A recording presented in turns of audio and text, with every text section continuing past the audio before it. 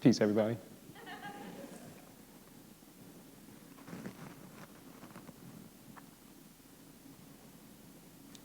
We have created man in the best of modes. At 10, 4, the Holy Quran. Umi had the incredible ability to transfer the best of her energy under the most trying circumstances. And Abu was the epitome of charm, hustle, and magnetism. They both were very, very, very tenacious in their approach to life, love, and family. I come from really dope genetics, y'all. I really do. Abu means father in Arabic, and Umi means mother in Arabic.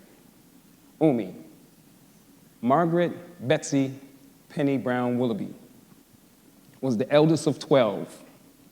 She was a matriarch from the start. She knew exactly how to take care of a family before she had a family of her own that she birthed. And Abu, he was Philly-born,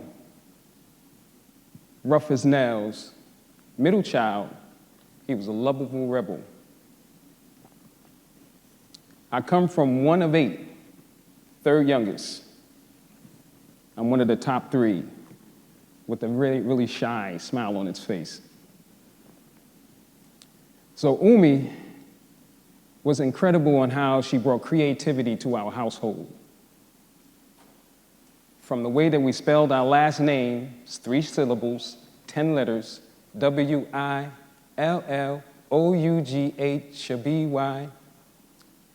It's something that I took on to help my granddaughter spell our last name, and it worked.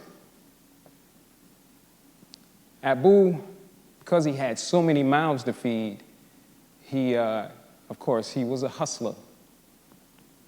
He was a subcontractor, but he also hustled the underworld, coming from those rough circumstances in Philadelphia. I grew up in what they consider to be a housing project, which was my village. And it was a village in the truest sense of the word. I felt loved, I felt protected, but from the purview of outsiders, it looked to be the most dangerous place that they've ever stepped their foot in Atlantic City, New Jersey. Pitney Village is what it was called. It no longer exists because it's a parking lot for one of Trump's properties or something. It goes to show that home is a settlement of our souls. It's not always geographic. It's not always your birthplace. It's the way that community connects. Columbus, Ohio, we made a transition to Columbus, Ohio, and it wasn't a great transition. It was trauma and abuse in that transition. Columbus was supposed to be our Mecca, but it was none of that. It was very foreign to me. It was segregated. It didn't have a sense of community for us. But arts, the art that I immersed myself in was hip-hop music. And I was introduced to music itself from my eldest brother, Abdus Salam Sabir, percussionist, trombonist, and he was a DJ as well. I wouldn't know hip-hop music if it wasn't for him. Big up to my eldest brother. My brother Kenyatta and I formed a group called the Cold Rockin' MCs. Kenyatta was Cool Yacht D. He changes his name later. I'll tell you what that is, it's funny. And I was MC Nell, Necessary Essentials for Long Living, which had to be shortened because it was way too long. We rocked like that for some time. We engaged ourselves in all things hip-hop, all the pillars of hip-hop, from breakdancing, to DJing, to graph work. Of course, we landed at emceeing because we can connect well with people. That transference of energy is something kind of wonderful, y'all. We formed a group called Spirit, Soldiers Poised, Infinitely Reinforced in Truth, which is an acronym and a name that we're still trying to live up to. And I believe that it's going to take a lifetime for us to do that. It was 6 of us. We were dynamic. It was something kind of wonderful, y'all. I'm going to name those group members. My baby brother, Malik A. Willoughby, known as Balance. My brother, Kenyatta Domingo Willoughby, he changed his name to Creamy Dark. And if anyone knows Kenyatta, y'all probably know why. He's smooth. He is so smooth. There's another young man by the name of Landon Lamont Hinkle. We called him Moo or Moo Daddy, depending on who was calling his name. I wasn't going to call that dude Daddy. Lawrence Calloway was Riz. Rambunctious, he's the young man of the group. Ramel Hinkle was MC Mel. And of course, there was me. I shortened my name to Necessary. So MCing was a beautiful thing. I loved it. I engaged the crowd, call and response. I can give you an example, by the way. Are you ready for this? Those in the crowd that know, please follow me. I swear, let's make it complete this year. Incorporate, eliminate, incorporate love, eliminate fear, incorporate, eliminate, incorporate, eliminate. I'm one a hip-hop survivalist, arriving on my planet, giving sight to those who take it for granted. Suspended for quite some time, finally landed. I wind the half-mast once half, third eye expanded. Without my glorious past, I cease to exist, hence past at last. Exhale the hell once engulfed and often. Loved it. I loved hip-hop music.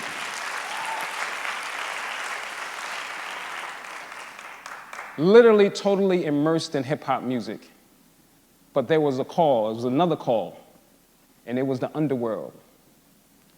I also loved and was attracted to selling crack cocaine, carrying pistols, and the energy that came along with it. And that was a downfall. I landed in the penitentiary in 1988 in Atlantic City, New Jersey. I was facing probably a considerable amount of time. It gave me a little bit of time to reflect, but because I was a first offender, they had what they called some flex parole stuff. So I got out. And it was nothing more than them stacking the deck to make sure that I would come right back. And I tried for a good while to be good. My mother called me back to Columbus, Ohio. I came back here. It was the peak of the crack era. And I literally tried. I had 2.5 jobs. I was hustling, y'all. I was like, I'm legitimate, baby. The young man came to me and said, I need help. I said, I'm on parole. I don't think I can help you, man. He said, I got this amount of work. You're going to have this amount of money, and it'll take this amount of time. It's like, yeah, that sounds reasonable. Let's take this time to do that. Second mistake. I got my second number 2 years later, right here in Columbus, Ohio. Sent me to the penitentiary, which gave me a whole lot of time to reflect on my destruction of my community and also reflect on the direction of my life. Where would I go? What would I do? How will I access? Knowing that I had 2 felonies under my belt, it was going to be hard for me to get a position anywhere.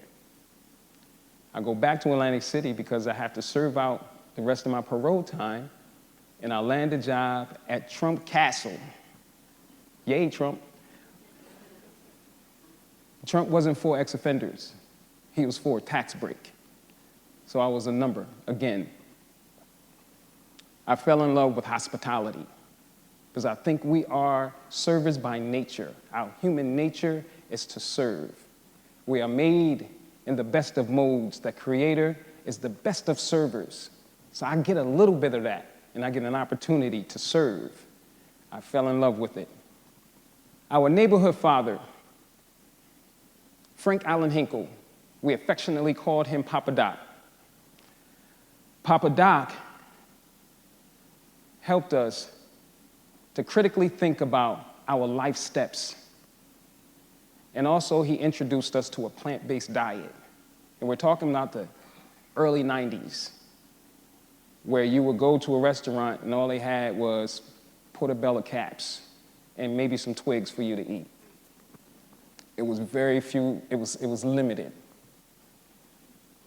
But he said, spare no expense for your health, because when all else fails, and you have your health in all aspects, your mental health, your physical health, and your spiritual health, whatever you lose, you can get all back.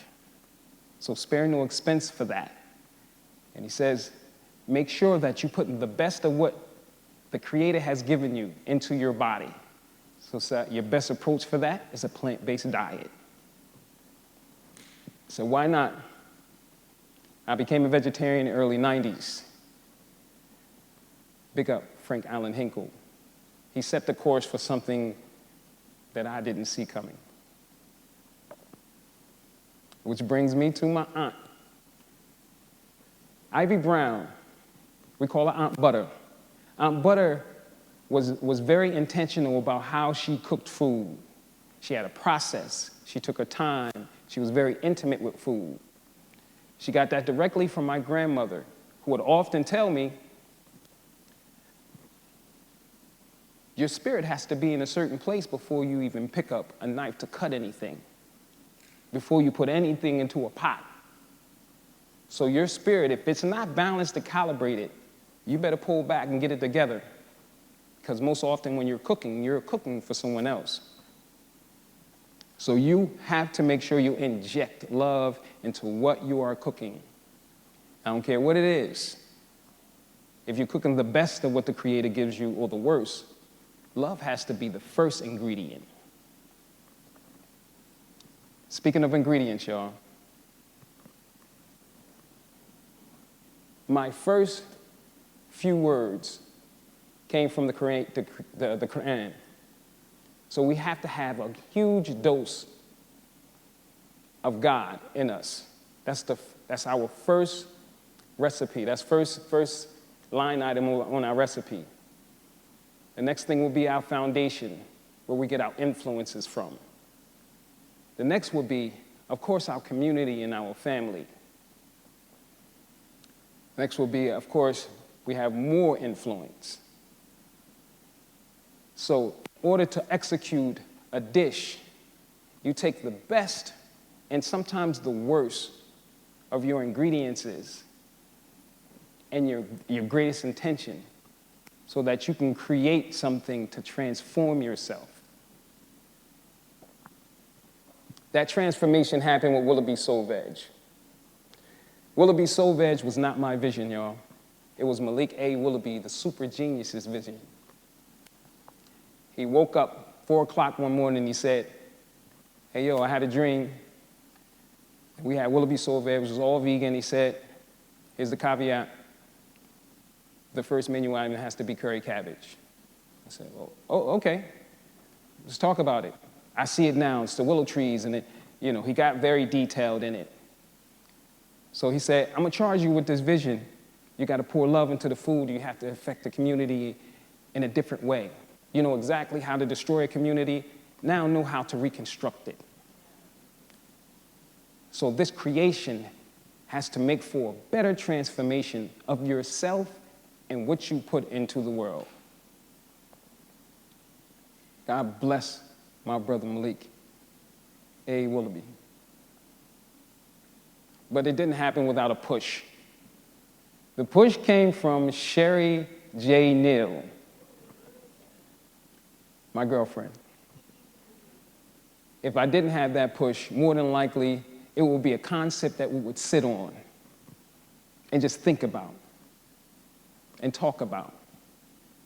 of Willoughby's is in existence, is a part of that creative transformation.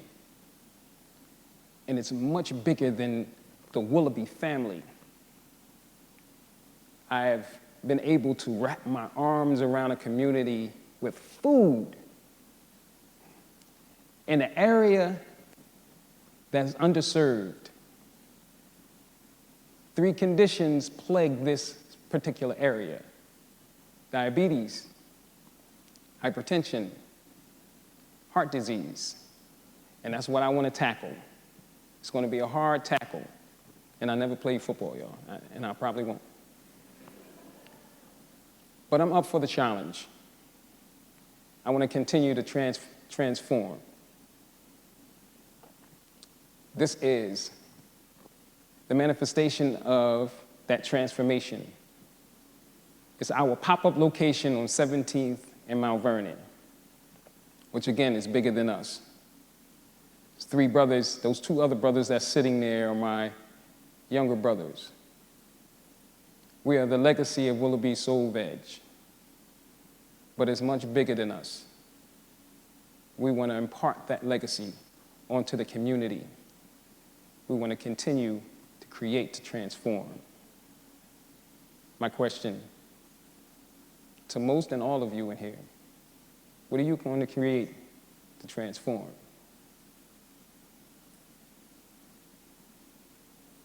Peace.